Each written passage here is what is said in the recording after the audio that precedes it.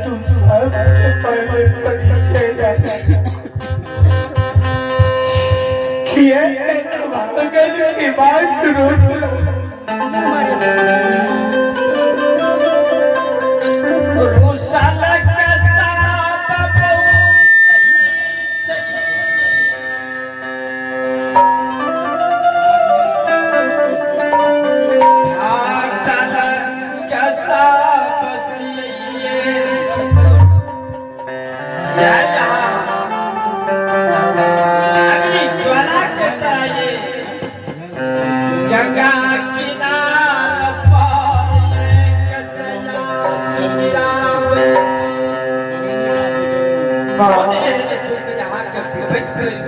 अपनी बात छोड़ दी किया बर्बाद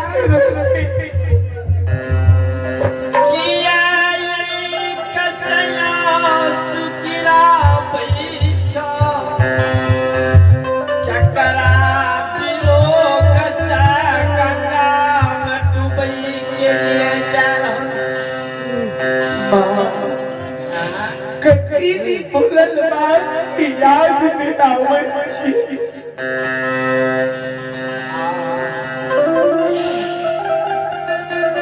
दुनिया बीमार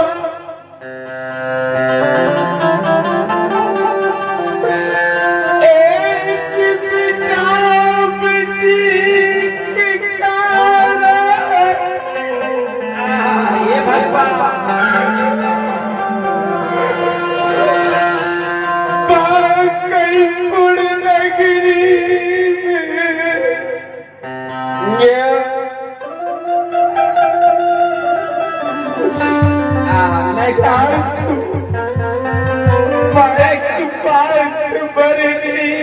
रात पाए बावैया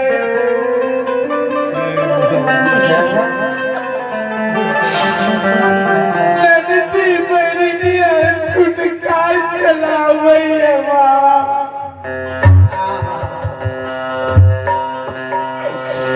जिगरा ऊपर बिसलो सिगा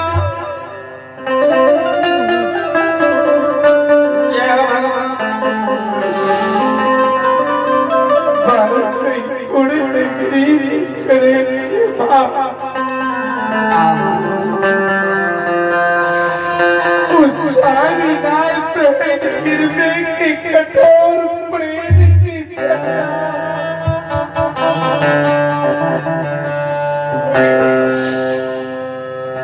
एक पिता बेटी की कार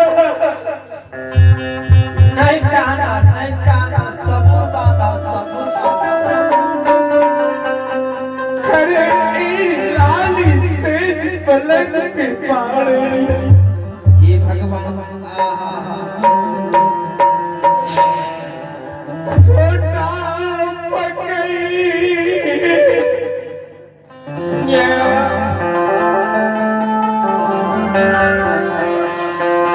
कार सब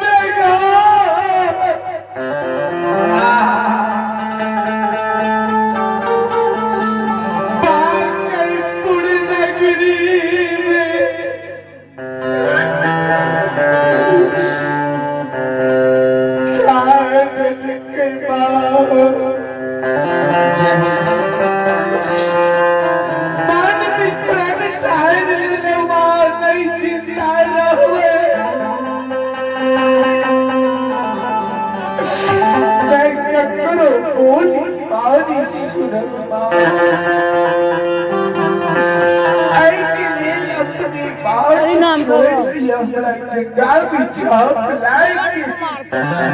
पवन पवन के मां प्राण की तेज दाग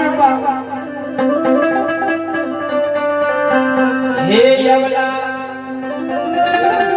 अगर यसी बरा सकते फिर के बात यहाँ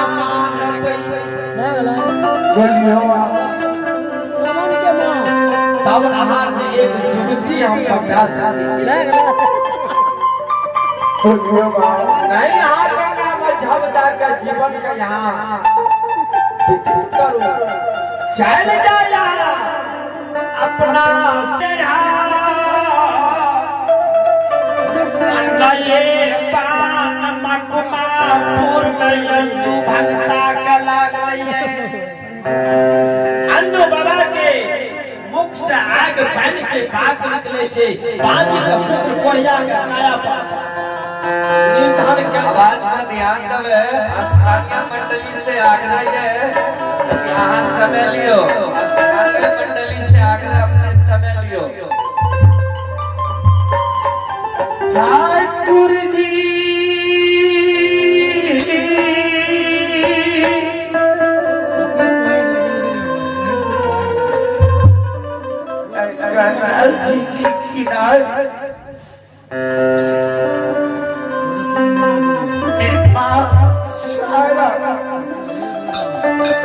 आप लोग अभी देख रहे हैं बिहारी मैथिली प्रस्तुत यूट्यूब चैनल के माध्यम से। अगर आप लोग को वीडियो अच्छा लगे तो एक बार चैनल को सब्सक्राइब, वीडियो को लाइक, कमेंट, शेयर जरूर करें। एक बार सेवा का मौका दें। जरूर बांध के पूरी नगरी जाओ। चलो बाद में पूरी नगरी से जरूर डाली साइज की अखड़ू कमाई की गहबड़ी की जाओ।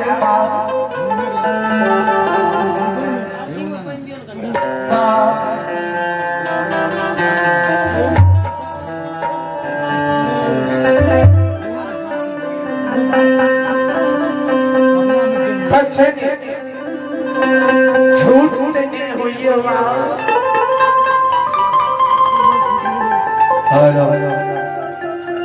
ठाकुर